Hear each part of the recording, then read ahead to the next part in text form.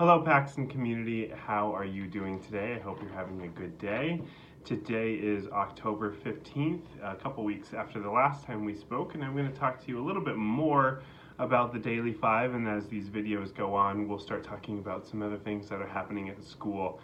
Next time I will be addressing our language arts curriculum, which is known as Biliteracy Pathways here at Paxton. It is our bilingual language arts curriculum. Following that, I'll be talking about science and the ways in which we plan on teaching the next generation science standards. The last time I gave a brief overview about the Daily Five and what sets the Daily Five apart. And we really talked about how Daily Five is about trust, it's about building community, it's about choice, and it's about teaching students to be independent learners. When students are independently able to read and write for extended periods of time, when they build that stamina, we see student achievement skyrocket. So I'm going to go into a little bit more about Daily Five. One of the things I keep going back to is this graphic that's in the Daily Five book. You can't really see it too well here, but I'm going to go over what it says. On the left side it has seat work, and then it has a column that says centers, a column that says workshops, and a column that says the Daily Five. And so the idea is that there's a progression or continuum from seat work or busy work towards the Daily Five, where we see really students independently reading and writing. Above those columns, seat work, centers, workshop, and Daily Five, it has the words trust, choice, and respect. And the idea is that the less we trust students, the more likely we are to use busy work. Whereas the more we trust students, the more choices we're going to give them, the more they are going to feel, and we believe ultimately show respect. So what it says here is that low trust and low respect equals low choices. We're not going to give students choice if we don't trust and respect them. And the teacher in that kind of a setting, in that kind of a classroom, is going to do a lot of time creating and correcting student work. Rather than doing explicit instruction in the strategies of reading and writing and read to self and word work, etc.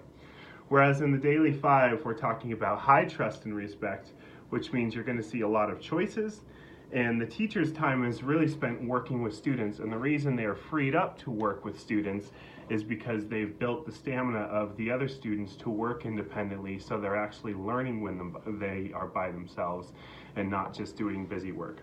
There's another graphic in the Daily Five book that really lays out nicely what Daily Five means for students and what Daily Five means for teachers. So for students, it means that they are going to be engaging in reading and writing for extended periods of time. For the teacher, it means that they are going to be teaching in many different settings, in some cases one-on-one, in some cases small group, and in some cases whole group.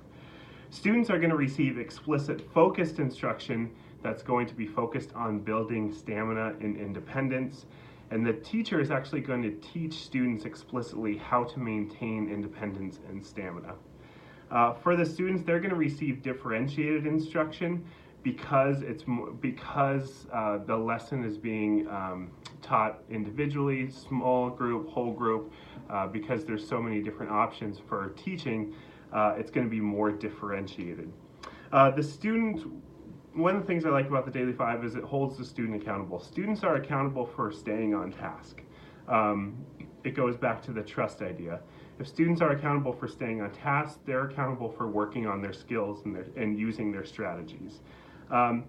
But we don't just assume they know how to do those things. The teacher teaches students behaviors for staying on task and monitors through accountability. And students receive students have several opportunities to make choices. But once again, we're not just going to say, here's a bunch of choices, make a good one.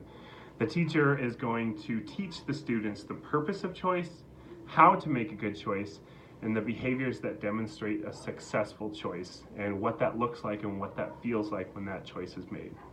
Finally, in the Daily Five, students are going to choose what to read and write, where to read and write, and the order of reading and writing.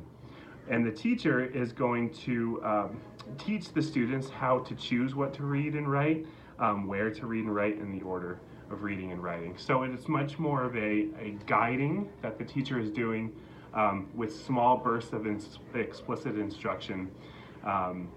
Again, that's kind of what sets it apart. Going back to the continuum of, we believe student achievement go up. The more we respect students, the more we give students choice, they will rise to that challenge and they can work independently and get the learning that they need. Thank you for watching. I hope this has made sense and has been informative. I will continue to let you know on what the goals of our school are throughout the school year in these videos. Thank you. Have a great day.